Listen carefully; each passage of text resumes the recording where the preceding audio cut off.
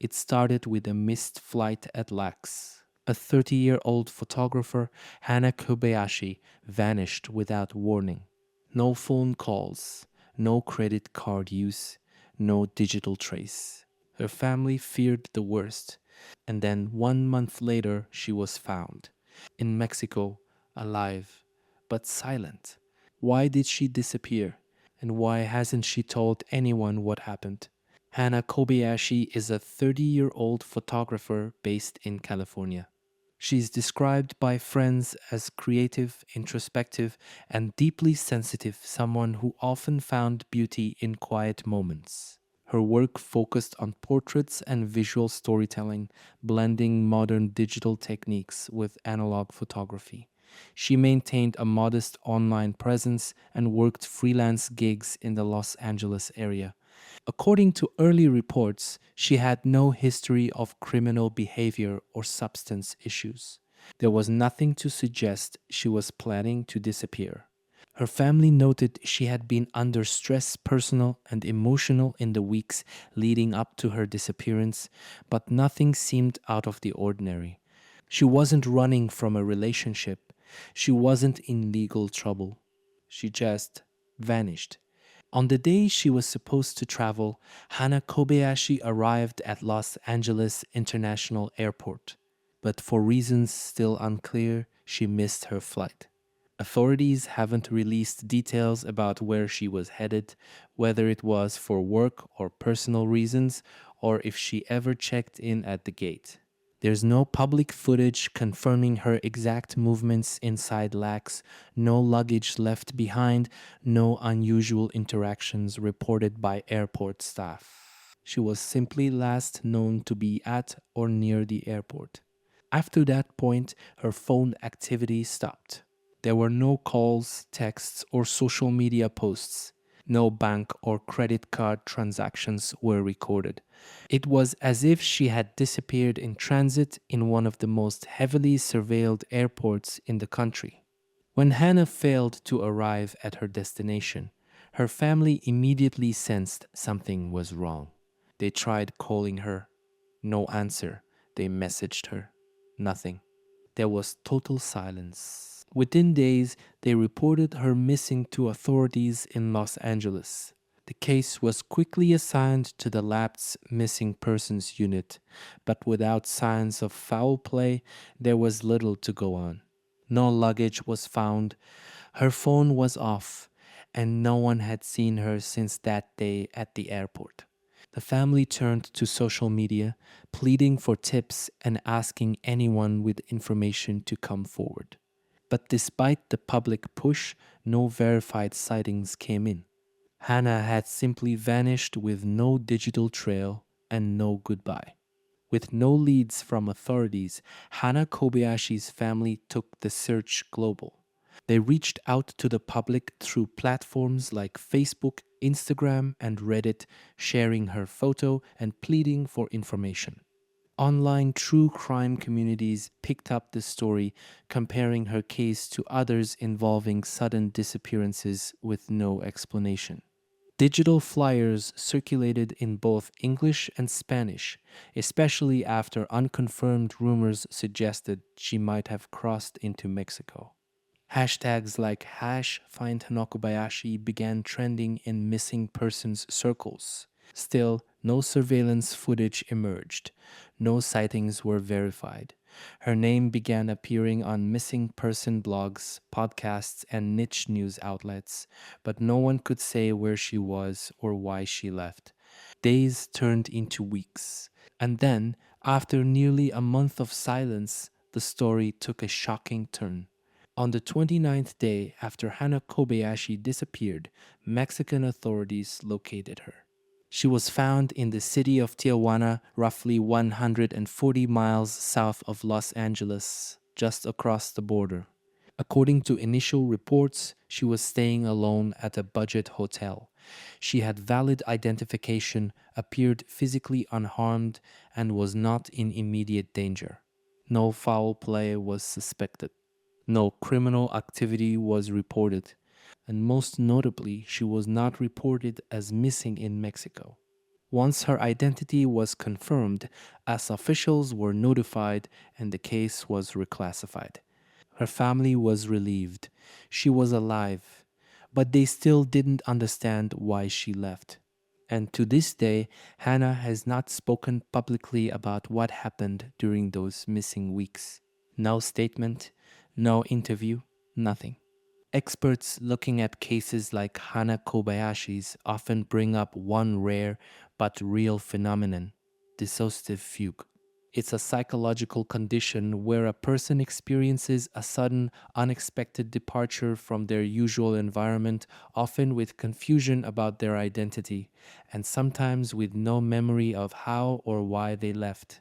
It can be triggered by severe emotional distress, trauma, or mental overload.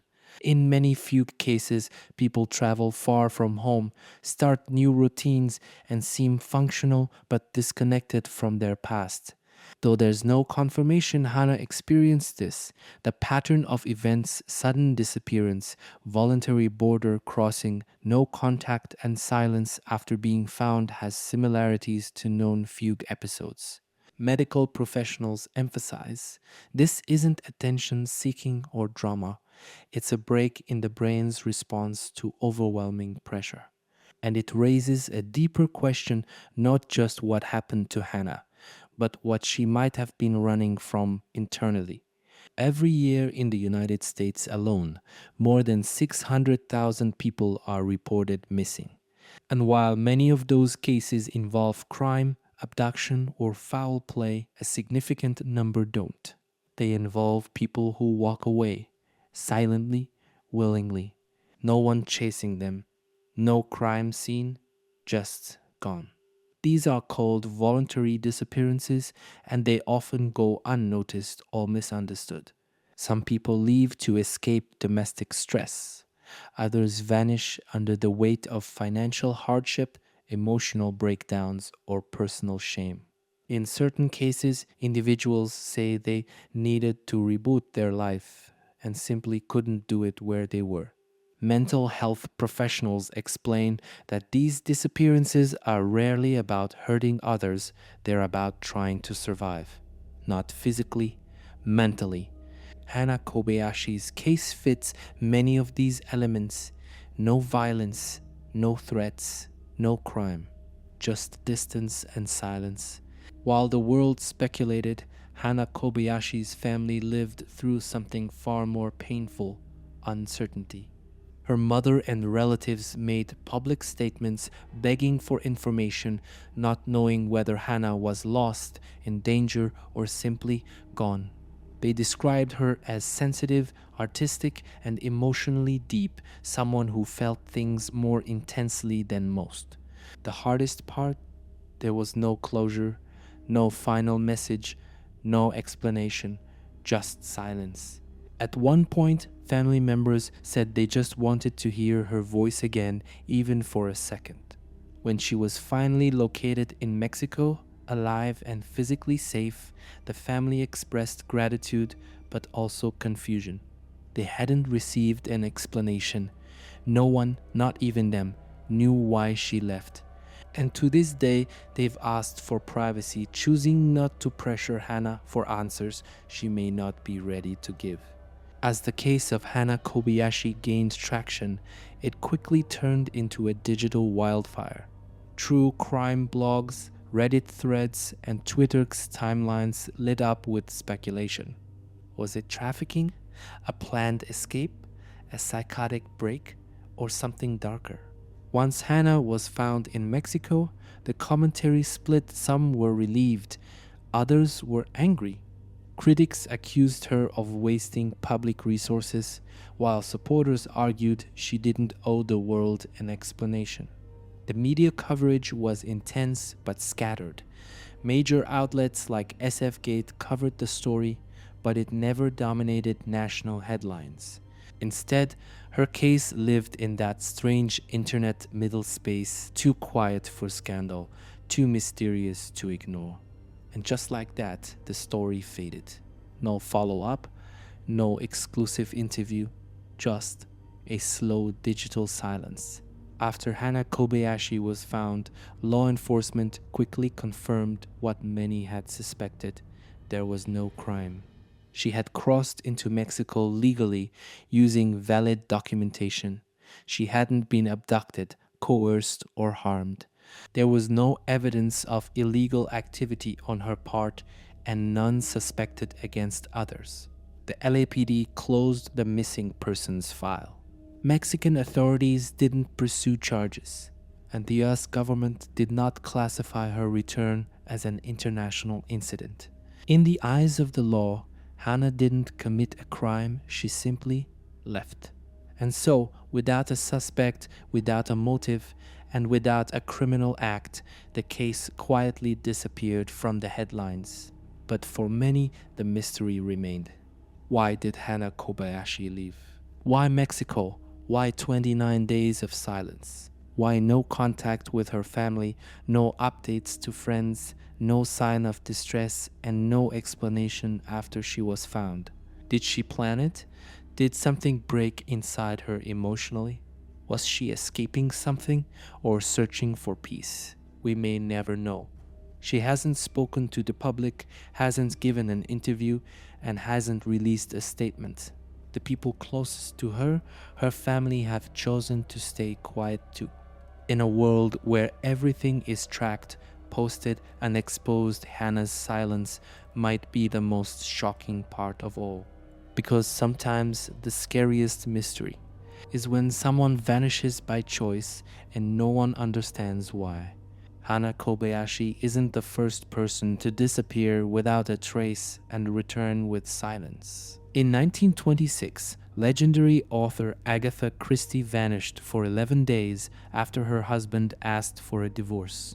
She was eventually found at a hotel, registered under the name of her husband's mistress. To this day, she never explained what happened.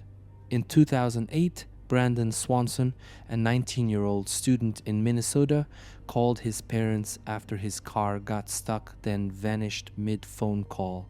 His body was never found. In 1987, Barbara Newhall Follett, a child prodigy novelist, walked out of her apartment at age 25 after an argument with her husband. She was never seen again.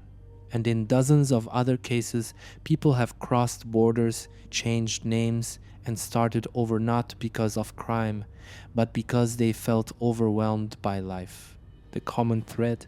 No warning, no crime, just a vanishing act, and in some cases, a quiet return.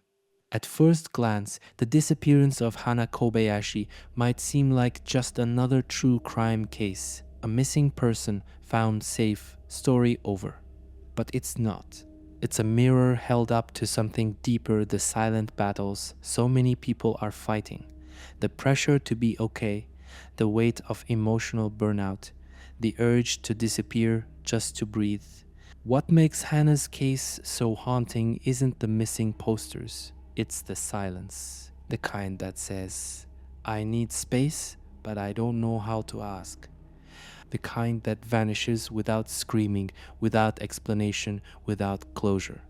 And maybe that's the scariest part, not knowing where someone went, but realizing you never really knew what they were carrying in the first place.